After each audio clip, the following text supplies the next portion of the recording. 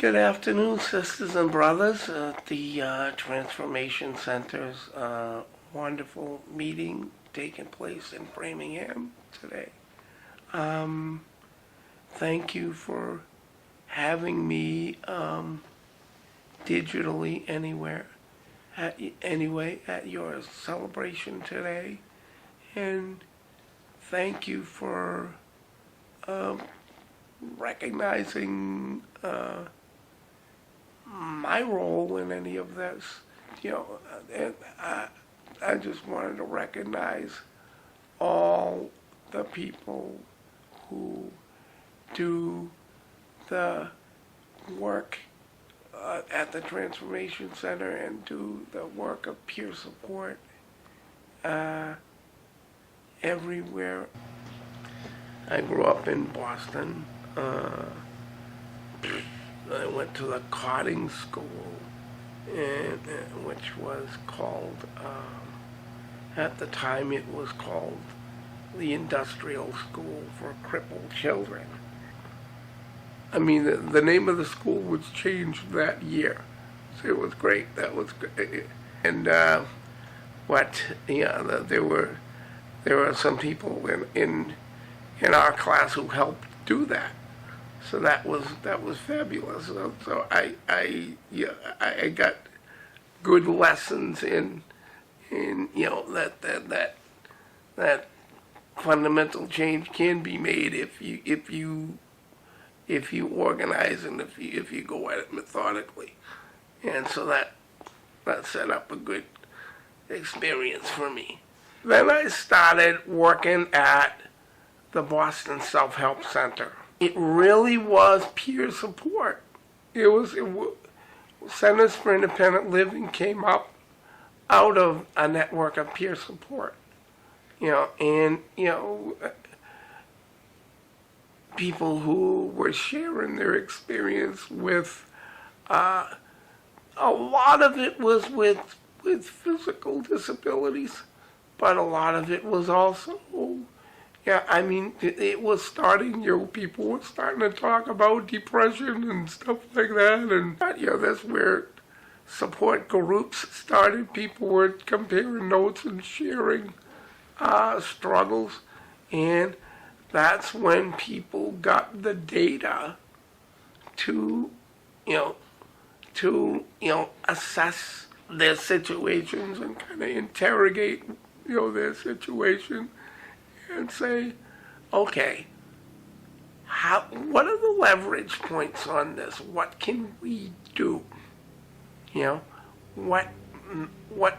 First of all, what goes on in our heads that tells us that we can't do anything? And, it was that whole educational process that goes on, that kind of transformative political process. Then I started working with the Disabled People's Liberation Front. DPLF not only did things like, the disability-related stuff. We did the anti-war stuff, the Central America anti-war stuff. We marched on, picket lines and did strike support and stuff like that. We marched in the LGBT Pride every year. All of our members, who all have, whatever people's orientation were, we all marched. We all had each other back. DPLF and Empower's, I think, predecessor organization, the Mental Patients Liberation Front, with Judy Chamberlain and David Oakes. I remember that being told that they all shared an office in Central Square in Cambridge, and that was pretty cool. But we'd also, some of these tensions we would have, we would have back and forth with people, why are you scheduling this meeting at a place that we can't friggin' get into, and there's always that. I mean, it still goes on, but yeah, it's a little better because of the struggles that people had want before. I've been involved. I met Workers World Party, and through DPLF, and these were folks. These were people who always had our back. I mean, when DPLF, every Friday there was a theater chain in Boston called the Sac Cinemas. DPLF would do pickets of the Sac Cinemas because they would refuse to comply with architectural access codes, stuff like that.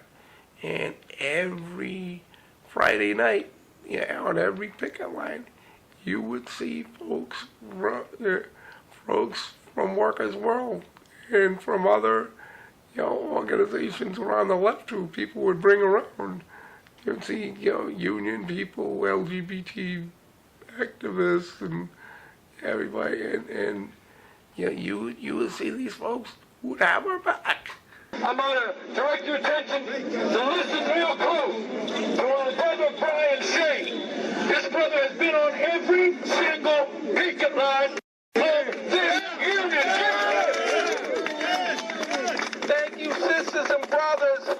It's a pleasure to be out here with Brother Steve and all of you.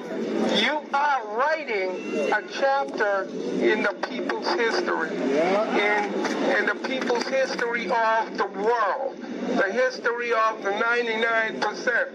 And when we win, not if we win, when we win, that history is going to be taught to our kids, to our grandkids, and their kids and grandkids. We would go, to wherever it was, Baltimore, D.C., wherever, and do bus blockades of people, in wheelchairs, on crutches. I was on foot at the time, and on crutches. From where you look at, I can't get down the street. How am I going to do this? How am I going to do this? Talk to people who's similar situated, and organize and get each other's back, and that brought a lot of people into thinking about themselves as subjects, as people who can do things, as people who can act, rather than as things that are acted on by forces out of their control. When you have organization, that you can move small mountains, in terms of, in any kind of recovery, including going back to like the late 70s or 80s has been peer support. Has basically been other people, and when I've isolated, that's really when that shit has happened. I have been working at the Metro Boston Recovery Learning Community. Basically, just having each other's back. That's what we do. The August 1st event at the Boston Globe, was taking place because of occasionally the Globe does spotlight series on particular topics. They decided to address issues around mental health and around people with lived experience, but the way they did it and the sources they used, they came out with the most hideous fear mongering. What happened on August 1st was there were folks from the community of people from lived experience organized a a demonstration at the Globe to basically raise the profile of what nobody had spoken to us. Nobody had spoken to anyone in the peer support community.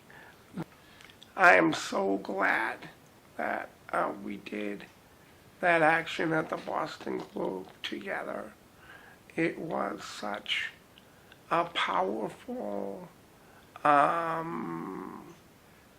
culmination of a lot of work that many, many, many different people in the peer community have done. And it is only part of the struggle that we're going to have to be waging, and that we're going to have to be finding the energy to keep up doing, and we're going to have to be supporting each other to keep doing. I can only do limited amount that I can, but if I hook up with organizations, I can leverage what I can do, and to the extent that we can all have each other's back, it's all good.